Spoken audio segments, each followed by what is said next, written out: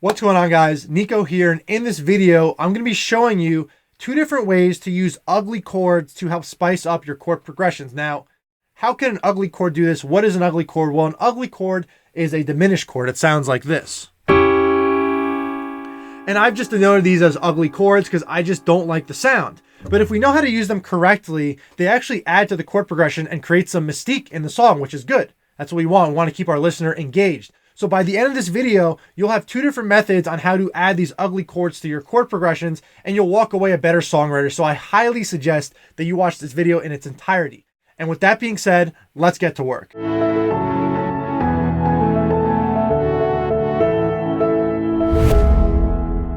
Wanted to make a quick announcement that I'm giving away a free piano lesson. So if you're interested in working with me one-on-one, comment down below piano mastery. Additionally, if you're a music producer, check out the free MIDI packs down below and the free piano cheat codes to help your songwriting. And with that being said, let's get into how we're going to use these ugly chords to improve our songwriting. Here we go on the piano. All right, so first, constructing diminished chords, we're going to be using the 2-2 strategy. So let's pick our root and we'll just play a C diminished chord real quick.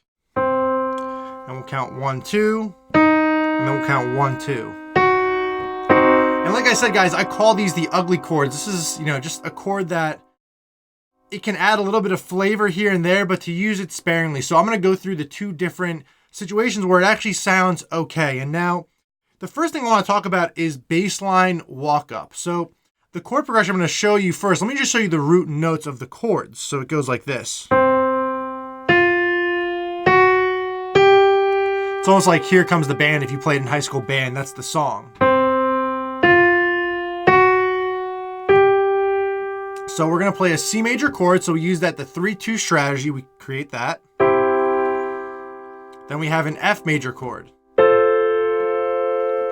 And what we do is we're going to take the F and sharp it. So we make our diminished chord. So that tension, release. So simply played.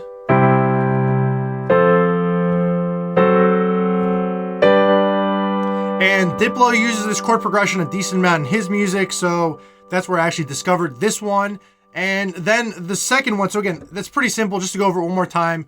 If you know the chord lineup, you're just playing the first chord in the key, the fourth chord, and then that fourth chord, you're just taking it and you're sharping the root note, which is going to be now an F sharp, and then you play a G major. So very simple chord progression that you can use the diminished chord that will actually sound good. Let me play a quick melody to it. So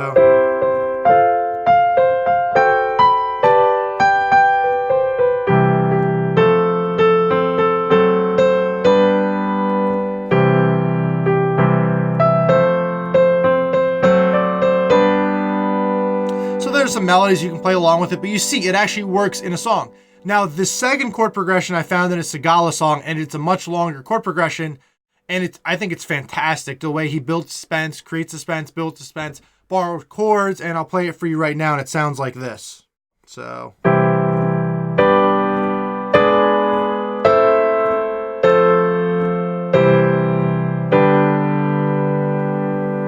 Oh, you know what? I actually got rid of some of the borrowed chords because I wanted to keep it a little bit more simple, but I'll do that for the third example.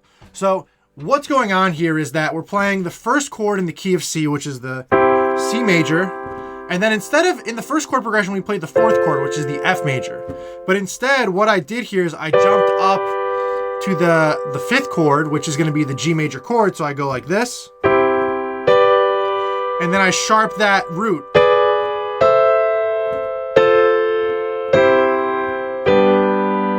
So it's just a C major chord, a G major chord, a G sharp diminished. Then we have an A minor, F, C, and G. So really, all that we're doing in both of these scenarios is we're walking up the bass line and sharpening it.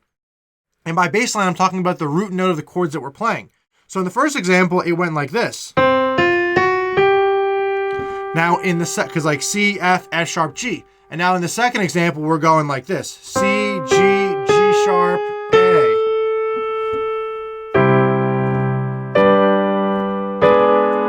And then A minor.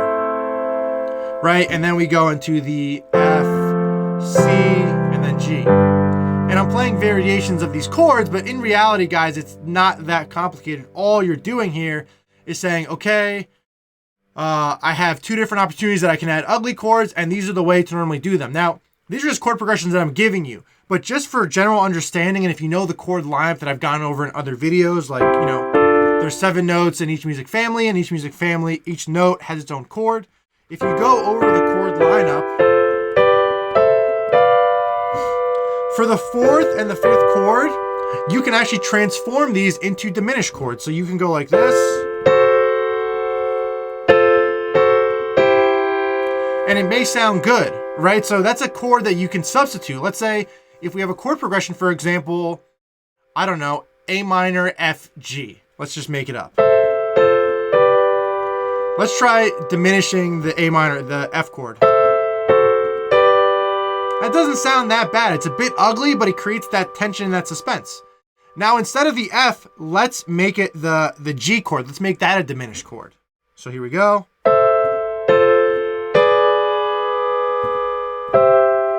That one didn't sound as good. But notice what I'm doing here, guys. I'm experimenting. I'm testing different things out. So if you know your chord lineup, the 4th and the 5th chord, try making it diminished and substituting a diminished chord in. Now, I give you 2 really top-tier ugly chord progressions that sound good. Somehow it's an oxymoron, or I think paradox. I don't know the exact word. But they sound good, so use those in your songs. And when you have your chord lineup, what you can do is you can take your 4 chord and sharpen, jump this up a semitone right here to make that diminished chord. So with that being said, you guys now have 2 chord progressions to walk away with and put in your own music. And additionally, you understand the chord lineup. You know that the 4th and 5th chord can be changed up a little bit. Now, I did promise one other chord progression using a borrowed chord. It's a bit more advanced, but if you get this, very good for you. So it goes back to the 2nd chord that I showed you, the C, G, G sharp, diminished A. And then from there, we borrow a chord from our neighbor, a D major chord. Now, as I mentioned to you guys, if you understand the chord lineup, and I say this over and over again, the 2nd chord's a minor chord. So we take the 3rd and we sharpen it and make it major. So now that we've made this major, essentially the chord progression could have been this.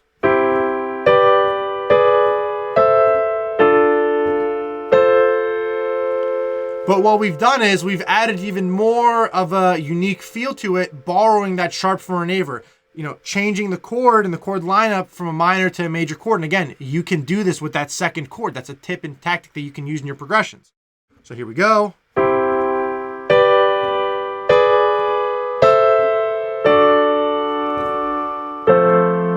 And that's actually the chord progression from Came Here for Love by Sigala. And he really knows his chord progressions very well and knows different rhythmic patterns to really make his stuff stand out.